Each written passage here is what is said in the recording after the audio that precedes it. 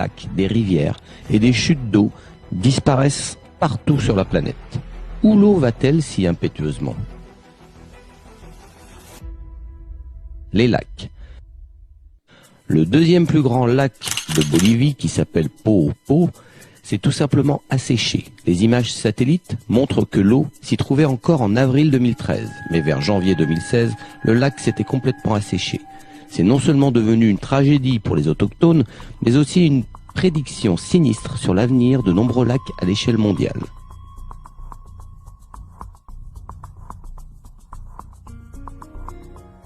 La destruction du lac Acuelo, qui avait une profondeur de 6 mètres, s'est produite si soudainement qu'il paraissait que quelqu'un avait retiré un bouchon géant et fait sortir toute l'eau.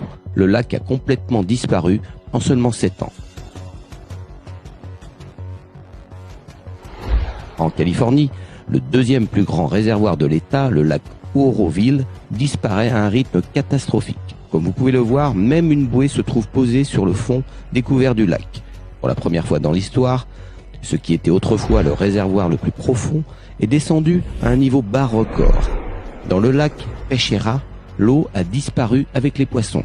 Le trou étroit par lequel le lac s'est apparemment écoulé a entraîné toute la faune aquatique avec lui. Rivière. Le niveau du fleuve Paraná, le deuxième plus grand d'Amérique du Sud, après l'Amazone, est actuellement à son niveau le plus bas depuis 77 ans. L'eau de la rivière Atoyac disparaît soudainement après l'ouverture d'une fissure géante, par laquelle l'eau est partie. Le grand fleuve Indus, au Pakistan, n'a presque plus d'eau aujourd'hui. La taille de son delta s'est réduite de plus de 5 fois. Plusieurs villages situés le long de la côte ont été désertés. Des centaines de personnes ont dû partir. En 2013, la rivière Slims s'est transformée d'un torrent furieux de 3 mètres de profondeur en quelque chose de si peu profond qu'elle dépassait à peine les baskets d'un scientifique dans la partie la plus profonde du bassin. Le Rio Grande, un fleuve important pour les habitants des États-Unis, a commencé à disparaître. Malgré sa taille impressionnante, ses rives se sont déjà transformées en un tas de sable et de rochers. De nombreux fleuves américains sont en danger d'assèchement, du puissant Colorado à la Gasconade. Chute d'eau. L'une des chutes d'eau les plus majestueuses du monde, le complexe des chutes d'Iguazu, large de près de 3 km, s'est réduite dernièrement de 5 fois. La deuxième plus puissante chute d'eau du monde après Iguazu, les chutes Victoria, était sur le point de disparaître en 2019. La plus haute chute d'eau de l'Équateur, les chutes de San Rafael, a disparu pour de bon en 2020. Au lieu d'une cascade rugissante et impétueuse, il y a maintenant un mince ruisseau à peine visible qui coule le long des rochers.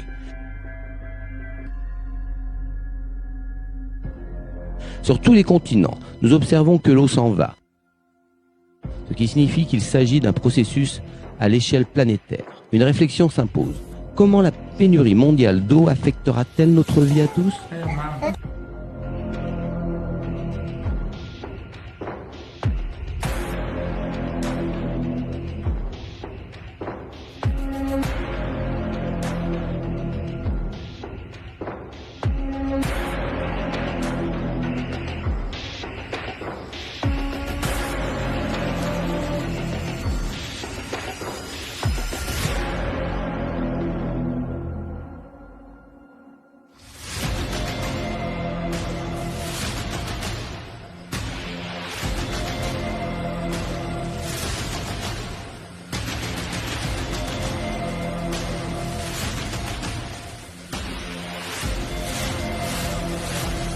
Selon des scientifiques américains, les niveaux d'eau des plus grands fleuves du monde ont considérablement baissé au cours des 50 dernières années.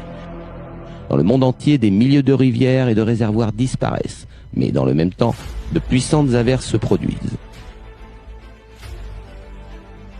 Par exemple, en Chine, malgré de fréquentes inondations, plus de 27 000 rivières ont disparu, ce qui représente environ 50% des rivières du pays. Comment expliquer ce phénomène ? En Ukraine, plus de 10 000 rivières ont disparu au cours des 30 dernières années et les puits s'assèchent.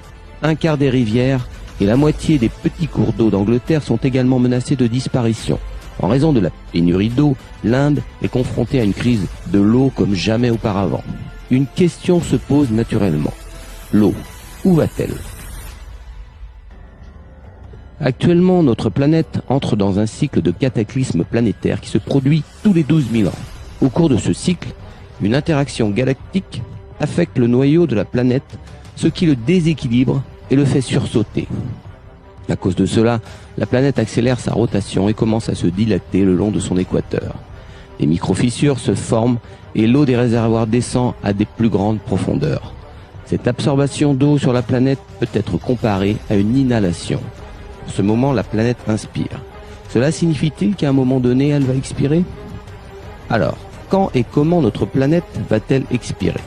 En raison de l'accélération de la planète, sa force centrifuge change et le magma commence à remonter à la surface de la croûte terrestre et à réchauffer les eaux souterraines. Aujourd'hui déjà, nous assistons à la fonte rapide des glaciers du bas vers le haut, au réchauffement des couches profondes de l'océan mondial, à la fonte du pérégisol et à des cas où les gens voient l'eau des puits bouillir. Dans les seules entrailles de la Sibérie occidentale, à une profondeur d'1,5 km, se trouve une mer d'eau chaude d'1 trillion de mètres cubes. C'est 2 fois le volume de la mer Méditerranée. Et de telles mers souterraines, bouillonnantes et bouillantes, ne se trouvent pas seulement sous la Sibérie, mais aussi dans de nombreuses autres régions. Il y a là assez d'eau pour provoquer un nouveau déluge biblique.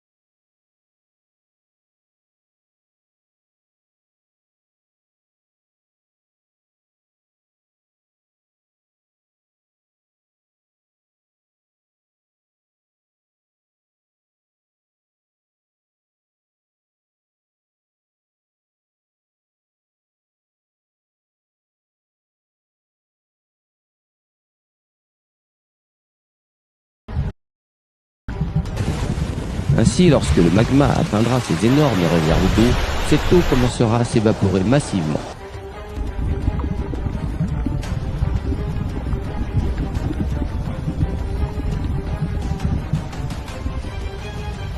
Imaginez les quantités d'eau qui sortiront du sol lors de l'expiration de la planète. Il en résultera des averses incessantes, provoquant des inondations catastrophiques.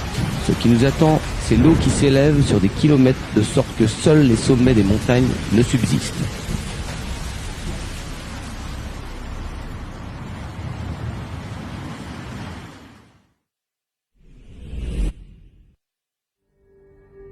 Le fait que la planète respire est mentionné depuis des temps immémoriaux.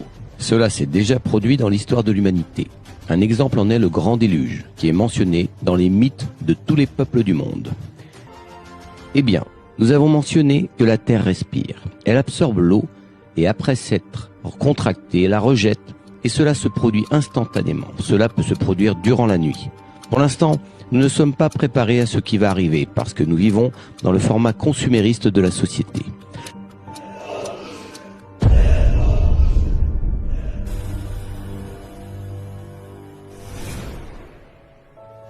Afin de préserver la vie sur notre planète, nous devons réunir tout notre potentiel scientifique et technique pour développer des technologies qui aideront à survivre à ces temps difficiles. Et tout cela est possible, mais seulement dans le format créateur de la société. Dans ce format, nous développerons rapidement une technologie qui nous donnera la capacité de préserver nos vies pendant l'expiration de la planète. Pour l'instant, c'est toi qui décides de ce qui va se passer ensuite et du scénario que nous allons suivre.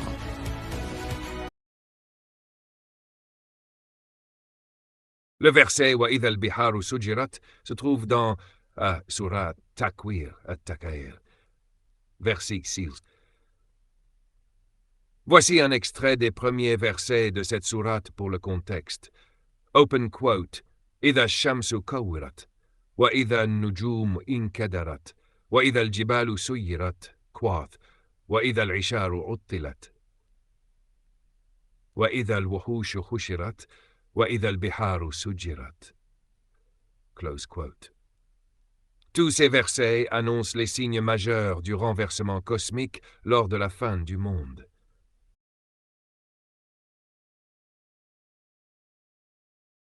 بسم الله الرحمن الرحيم إذا الشمس كورت وإذا النجوم انكدرت وإذا الجبال سيرت وإذا العشار عطلت وإذا الوحوش حشرت وإذا البحار سجرت وإذا النفوس زوجت وإذا الموءودة سئلت بأي ذنب قتلت وإذا الصحف نشرت وإذا السماء كشطت وإذا الجحيم سعرت وإذا الجنة أزلفت علمت نفس ما أحضرت فلا أقسم بالخنس الجوار الكنس والليل إذا عسعس والصبح إذا تنفس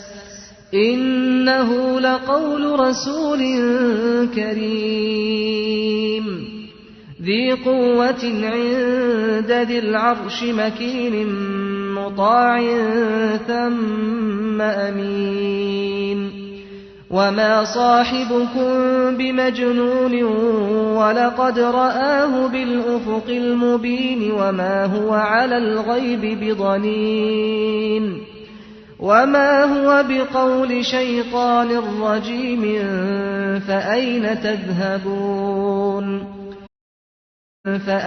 تذهبون إن هو إلا ذكر للعالمين لمن شاء منكم أن يستقيم وما تشاءون إلا أن يشاء الله رب العالمين.